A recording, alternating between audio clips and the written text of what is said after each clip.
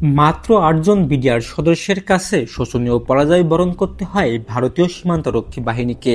বাংলাদেশ ভারত সীমান্ত লাগোয়া বরেবাড়ি গ্রামটিতে কি হয়েছিল ২০০১ সালের ১৮ এপ্রিল ভোর রাতে বরেবাড়ি গ্রামের কয়েকজন বাসিন্দা তাদের কৃষি জমিতে সেচ কাজ দেখতে যান। এই সময় তারা দেখতে পান ধান খেতে বহু সৈনিক অস্ত্র নিয়ে হাঁটাহাঁটি করছেন। এই সৈন্যদের মধ্যে কয়েকজন এসে গ্রামবাসীর কাছে হিন্দি ভাষায় জানতে চায় বিডিআরের ক্যাম্প কোথায়। তখন গ্রামবাসী বুঝতে পারেন এরা ভারতের বিএসএফ এর সদস্য।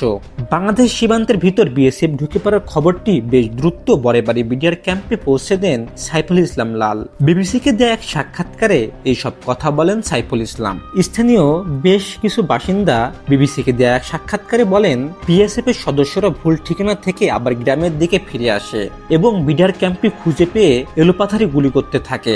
কিছুক্ষণ গুলি ছোড়ার পর তারা ভাবে বিডিআর সদস্যরা হয়তো ভয়ে ক্যাম্প ছেড়ে চলে গিয়েছেন। এই সময় বিএসএফ সদস্যদেরকে মাঝে রেখে চারিদিক থেকে গুলি করা শুরু করে ৮ জন বিডিআর সদস্য। বিএসএফ সদস্যরা মনে করেন তাদের হয়তো চারিদিক থেকে ঘিরে ফেলা হয়েছে। তারা দিক বিদিক শূন্য হয়ে এলোপাথারি গুলি করতে থাকে এবং পিছু হাঁটে।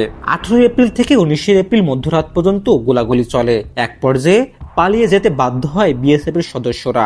এই যুদ্ধে ২ জন বিডিআর সদস্য মৃত্যুবরণ করেন এবং বাংলাদেশের সীমান্তের ভিতরের ধান খেতে ১৬ জন বিএসএফ সদস্যের মৃতদেহ পাওয়া যায়। তবে স্থানীয়রা বলেন অন্তত ১৭০ জন সদস্য নিহত হয়। বাকিদের মৃতদেহ তারা ভারতে নিয়ে যেতে পারলেও ১৬টি দেহ ফেলে যায়। কিন্তু প্রকৃত হতাহতের আনুষ্ঠানিক কোনো সংখ্যা এখন পর্যন্ত নিশ্চিত করা যায়নি। বিডিআরের তৎকালীন মহাপরিচালক মেজর জেনারেল ফজলুর রহমান বিবিসিকে বলেন, সীমান্ত রক্ষায় তিনি তখন দায়িত্বে ছিলেন এবং আপসীনভাবে তিনি তার দায়িত্ব পালন করেছেন এবং মানুষের জানমালের নিরাপত্তা নিশ্চিত করেছেন। ভারতের বিএসএফ এর সাবেক মহাপরিচালক প্রকাশ সিংহ বিনা দ্বিধায় বলেন, ভারতের ইস্টার্ন ফ্রন্টিয়ারের বিএসএফ এর কাছে সবচেয়ে অগৌরবের দিন ছিল Boraibari. Shafayet Hossain Shaon, Voice of tiger.